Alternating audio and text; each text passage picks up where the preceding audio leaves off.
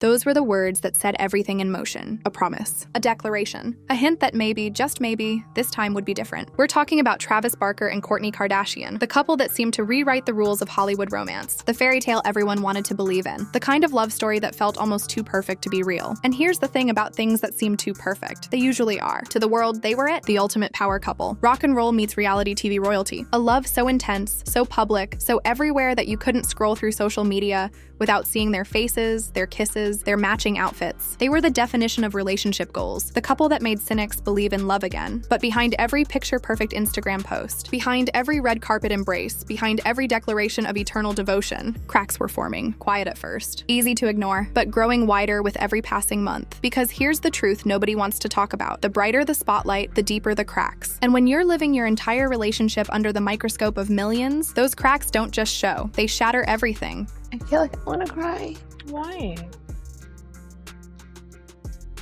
Just because it's like, it gives me anxiety. Because I'm just like, it makes you really like analyze just like where you're at. And then I'm like, sometimes like, what am I doing?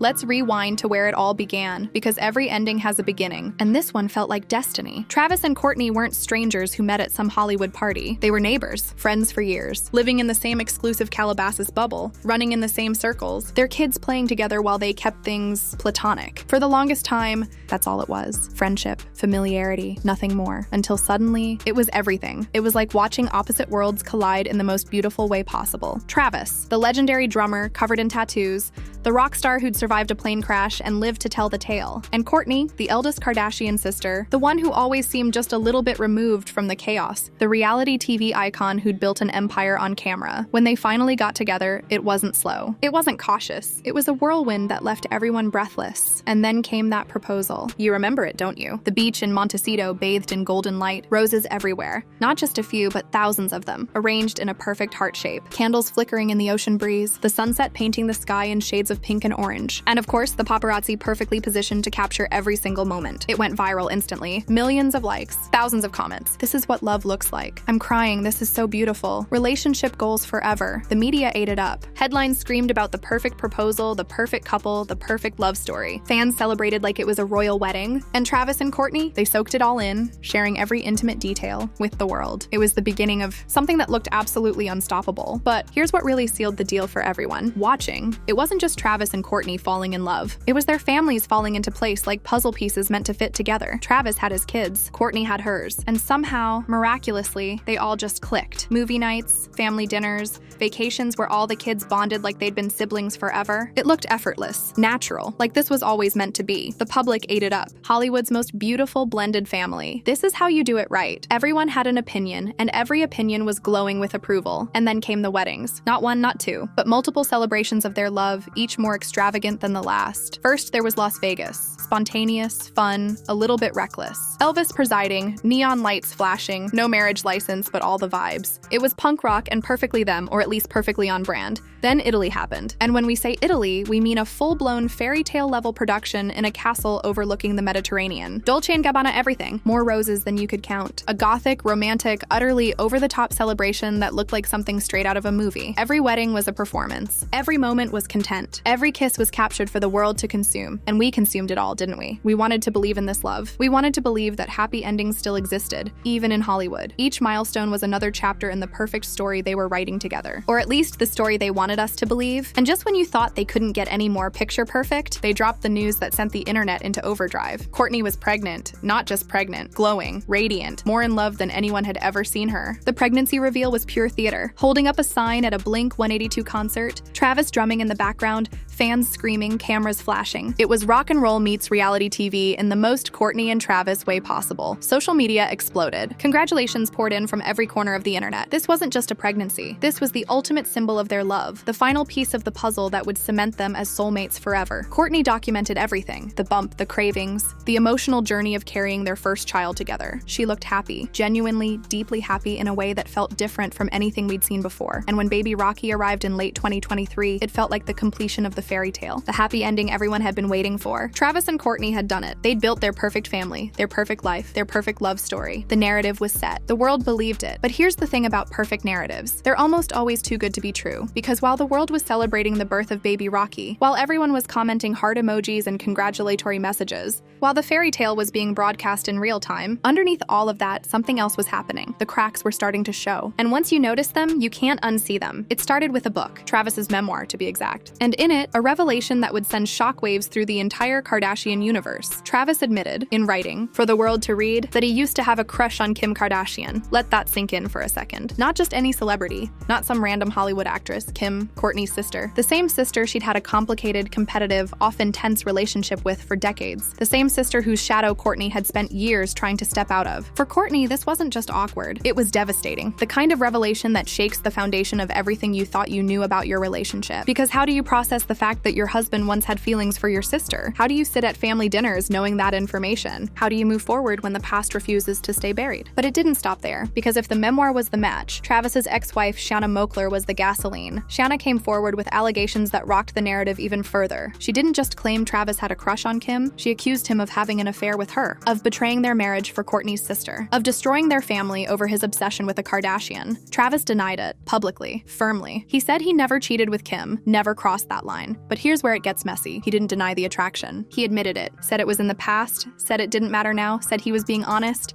But for Kourtney, that honesty felt like a knife, because sometimes the truth isn't healing, it's toxic. When did the affair with Kim Kardashian start? It started after the affair with Paris Hilton. Okay. Yeah, and Here comes Paris again. yeah, there comes Paris. And I had already got, like, mind you, in that club, I had gotten Paris Hilton's face, you know, like, well, when Oscar and I were having a conversation, she bopped in, and I was like, "Aren't you fucking this one here? Aren't you fucking this one?" And she was like, "I don't even know him." I'm like, "Yeah, you do." And so she leaves, and you know, he and I continued arguing, Oscar and I left. So she and I had already had words like that night, and then, yeah, I don't know.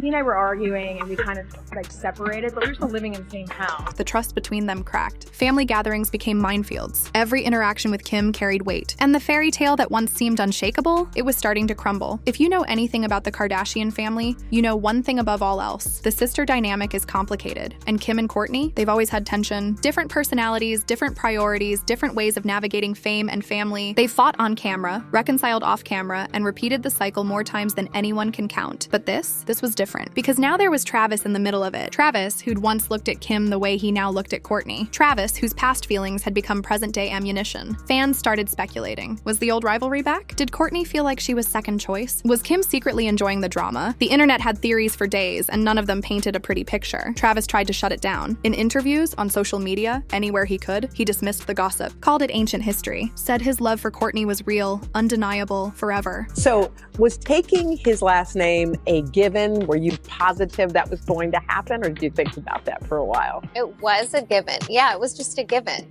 It wasn't a thought. But Kourtney, she was struggling. You could see it if you looked closely enough. The way she carried herself at family events, the guarded expressions, the carefully curated posts that showed everything and revealed nothing. Because here's the truth, you can't logic away betrayal. You can't rationalize trust once it's been broken. And you definitely can't pretend everything's fine when your husband's past feelings for your sister become public knowledge. The Kim factor became a wedge between Kourtney and Kim, between Kourtney and Travis, between the fairy tale they'd sold to the world and the messy reality they were living behind closed doors. And that wedge, it was only getting deeper. Now, if you followed the Kardashians for any length of time, you know they have a particular way of communicating. It's not always direct, it's not always obvious, but it's always intentional. And Kourtney, she's a master of the subtle shade, the passive-aggressive post, the symbolic gesture that says everything without saying anything at all. When the new season of Hulu's The Kardashians dropped its trailer, it was clear the sister drama was still very much alive. Tense conversations, loaded glances, the kind of unresolved conflict that makes for great television but terrible family dynamics. Then came Kim's birthday, and in what seemed like a peace offering, Kourtney posted a sweet tribute, photos of them together, heartfelt caption, all the appearances of sisterly love. The internet breathed a sigh of relief. Maybe they'd worked it out. Maybe the drama was over. But then Halloween rolled around, and that's when things got interesting. Kourtney showed up in a costume that stopped everyone in their tracks. She dressed as Kim from the 2013 Met Gala, the infamous floral Givenchy look that Kim wore while pregnant with North. Full recreation, every detail perfect. And the caption? Freaky Friday, the internet erupted. Was it it harmless fun? A playful nod to her sister? Or was it something darker? A subtle dig? A way of saying, I could be you, but better? The comments were divided. Some laughed. Some cringed. Some saw it as proof that the rivalry was alive and well. And here's what made it even more loaded. At a time when Kourtney's marriage was under scrutiny, when Travis's